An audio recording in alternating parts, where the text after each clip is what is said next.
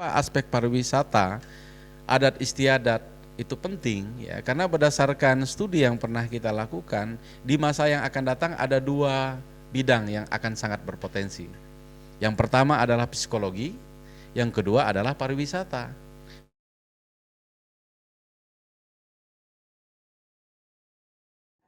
Oke, baik, selamat sore Dr. Yopi. Ya, sore Pak Vero. Baik, teman-teman semua, perkenalkan saya Vero Apronius. Saat ini saya bersama dengan Dr. Yopi, salah satu dosen asal Kabupaten Sekadau yang bertugas di Bandung. Nah, kita langsung saja, Dokter. Peran dari akademisi dalam pelestarian budaya. Jadi kalau ditanya tentang bagaimana peran akademisi, ya artinya saya harus bertanya dulu dengan diri saya sendiri, gitu ya. Kebetulan saya juga adalah salah satu pegiat untuk organisasi juga yang berorientasi pada pelestarian kebudayaan, ya kemudian organisasi khususnya organisasi Dayak, gitu ya.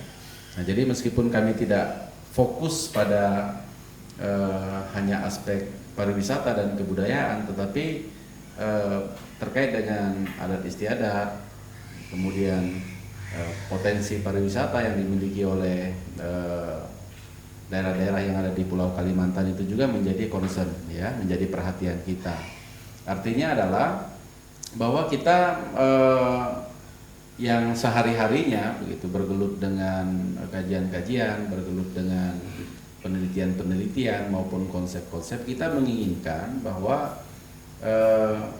hal-hal yang terkait dengan pariwisata, ya, kebudayaan sesuai dengan yang diperjuangkan, ya, kita bisa katakan diperjuangkan selama ini oleh Tawak Borneo ini bisa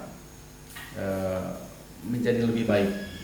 Nah, karena kita tahu bahwa sebetulnya Pulau Kalimantan ini adalah pulau yang kaya. Bukan hanya kaya akan sumber daya alam, ya, tetapi juga kaya akan potensi pariwisata dan budaya. Nah, kita bisa lihat ya bahwa persoalan mengapa kebudayaan kita yang begitu unik, ya, kebudayaan kita yang begitu dikenal dan digemari oleh masyarakat bahkan di luar negeri itu kemudian tidak berkembang. Nah, ini yang perlu menjadi pemikiran dan kajian kita bersama. Masalahnya itu ada di mana? Nah, kalau kita melihat salah satu yang sudah dilakukan oleh teman-teman di Tawak Borneo ini kan promosi, ya, promosi wisata. Saya dengar tadi Pak Vero selaku pimpinan, ya, atau ketua dari komunitas Tawak Borneo ini menceritakan bagaimana mereka melakukan ekspedisi atau perjalanan hampir 1 tahun, gitu ya, mengelilingi Kabupaten Sekadau dengan melakukan dokumentasi, ya, kemudian membina masyarakat yang ada di sekitar tempat wisata itu supaya lebih begitu menaruh perhatian pada lokasi-lokasi tersebut, ya, terutama supaya alamnya itu dijaga.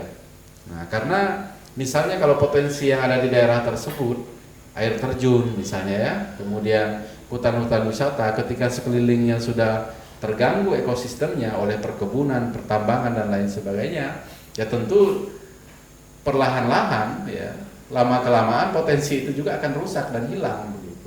Yang tadinya airnya jernih, hutannya lebat dan hijau, kemudian lama-lama juga akan menjadi rusak. Nah, satu lagi yang perlu untuk menjadi perhatian, mengapa aspek pariwisata, adat istiadat itu penting, ya, karena berdasarkan studi yang pernah kita lakukan, di masa yang akan datang ada dua bidang yang akan sangat berpotensi. Yang pertama adalah psikologi, yang kedua adalah pariwisata. Mengapa? Karena semakin hari beban kehidupan manusia itu semakin berat. Tingkat stres manusia itu menjadi semakin tinggi. Nah, karena stres manusia yang semakin tinggi, beban hidup yang semakin berat, maka mereka akan berusaha untuk mencari hiburan. Ya, mereka akan mencari hiburan untuk refreshing, ya, untuk menenangkan pikiran, atau mungkin yang sangat sibuk itu untuk mengajak keluarganya bersama-sama, gitu kan, untuk menciptakan hubungan yang lebih baik. Nah, maka saya pikir bahwa aspek pariwisata ini menjadi aspek penting ya bagi pendapatan daerah maupun ruang kajian yang lebih baik nanti untuk Tawak Borneo.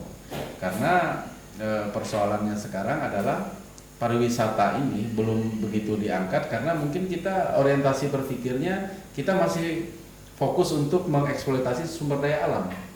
Nah, sedangkan potensi pariwisata kita sebenarnya bukan hanya memfasilitasi tempat-tempat pariwisata itu yang dari aspek infrastruktur, jalan dan lain sebagainya, tapi mungkin bisa mulai dipikirkan bagaimana membangun villa misalnya ya di lokasi-lokasi yang mendukung dan lain sebagainya. Nah, jadi ini mungkin pandangan saya ya, sedikit analisis saya terkait dengan bagaimana akademisi ini memandang sektor pariwisata begitu ya, Pak Vero.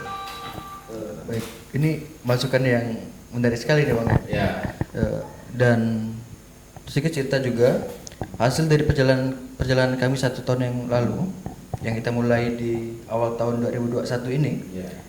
Dan perjalanan memang tidak mudah Bang. Ya. Tidak semua masyarakat paham dengan apa yang kita kerjakan.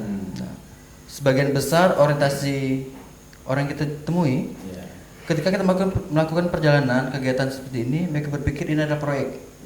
Proyek dan pasti menguntungkan secara ekonomi. Dan di sini juga saya sampaikan buat teman-teman yang menonton, kegiatan kita murni menggunakan pembiayaan pribadi. Sebagian besar kita dibantu oleh teman-teman yang bersupport kita. Mereka membantu kita dengan cara ada yang membeli merchandise kita, ada juga yang pas ya sekitar kasih uang makan, uang jalan, dan kalau kita hitung-hitung sebenarnya tidak menguntungkan secara ekonomi. Tapi yang perlu kita ketahui bersama, kita melakukan kegiatan ini kita ada kepuasan batin dan itu tidak bisa dinilai dengan uang. Dan sebagian besar pelaku penggiat wisata budaya yang memang punya passion di bidang ini, itu kita tidak mikirkan uang. Uang bisa datang dari berbagai cara yang lain. Artinya motivasi awalnya tidak selalu uang. Artinya dengan kesungguhan, dengan komitmen, dengan pengabdian yang tinggi gitu terhadap yang digeluti, maka secara otomatis komunitas ini nanti akan mempunyai nilai jual. Ya, jadi kita bukan menghindari uang ya, artinya, tapi yang paling penting adalah bahwa orang akan melihat dulu dedikasinya. Ya, ketika orang melihat dedikasi dari komunitas Tawak Borneo yang dipimpin oleh Vero, begitu kan? Nah, mereka akan bersimpati dan akan mendukung.